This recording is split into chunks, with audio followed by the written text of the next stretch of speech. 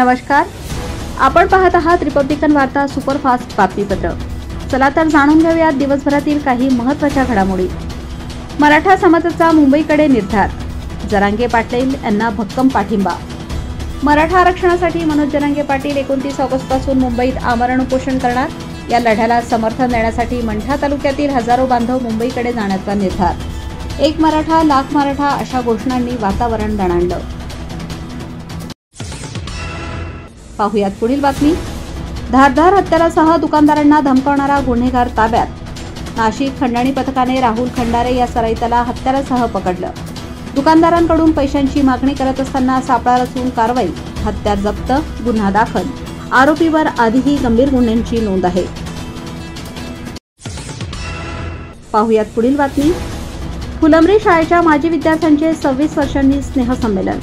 1999 साली 10वी शिकलेले फुलंब्री जिल्हा परिषदेचे माजी विद्यार्थी 26 वर्षांनी पुन्हा एकत्र। जुन्या आठवणींना उजाळा, दिवंगत शिक्षकांना श्रद्धांजली, सहलीसह स्नेहभोजनाचे आयोजन। पाहुयात पुढील बातमी।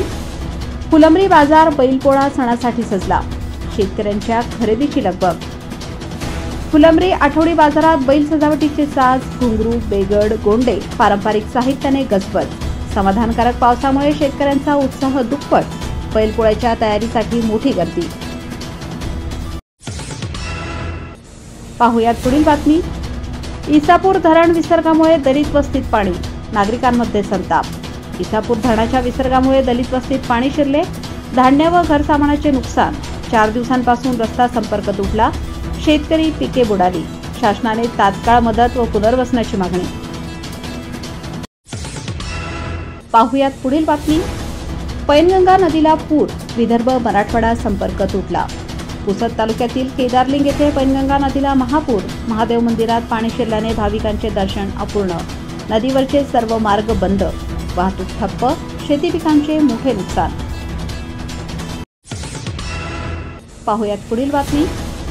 फुलंब्री पोलिसांनी सापडवलेला बिहारचा मुलगा सुखरूप घरी। फुलंब्रीत सापडलेला बिहारचा 10 वर्षीय मुलगा बाल कल्याण समितीच्या प्रयत्नाने वडिलांकडे सुखरूप पोहोचला। पोलिसांची तत्पर कारवाई व समन्वयामुळे कुटुंब पुन्हा एकत्र। पाहुयात पुढील बातमी। नाशिकमध्ये तिघांकडून एमडी जप्त, 1,75,000 रुपयांचा मुद्देमाल। अंमली पदार्थांविरोधी पथकाच्या कारवाईत नाशिकमध्ये 3 जणांना अटक। विजय सोनवणे यांच्या घरी छापा टाकून 34 ग्रॅम एमडी जप्त।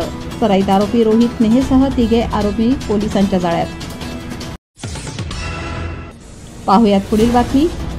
किशोर बाजारात बैलपोळ्याची खरेदी, साहित्य 25% महाग। किशोर आठवडी बाजारपोळ्यासाठी गजबजला। घुंगरू, बाशिंग, झुला, पितळी तोडे यांचे दर 15 ते 25% वाढले। तरीही पावसामुळे शेतकरी मोठ्या प्रमाणात खरेदी करत असल्याने बाजारपेठ रंगली आहे। पाहुयात पुढील बातमी। नाशिकमध्ये शिवप्रतिष्ठान मित्रमंडळाची भव्य दहीहंडी उत्सव मूर्ती सजली। नाशिकच्या गांधीनगर भाजी मार्केट चौकात शिवप्रतिष्ठान मित्रमंडळाच्या वतीने सामाजिक कार्यकर्ता शुभम खैरनार यांच्या नेतृत्वाखाली भव्य दहीहंडीचे आयोजन झाले। सजावट व पूजनानंतर मान्यवरांचा सत्कार करण्यात आला। परिसरातील नागरिक, महिला व युवकांच्या उपस्थितीने कार्यक्रमाला उत्साहपूर्ण वातावरण लाभले। तर या होत्या आजच्या काही ठळक घडामोडी। पुन्हा भेटूयात रिपब्लिकन वार्ता सुपरफास्ट बातमीपत्रात। तोपर्यंत आपण पाहत रहा रिपब्लिकन वार्ता news Maharashtra. Subscribe now and press the bell icon. Never miss an update.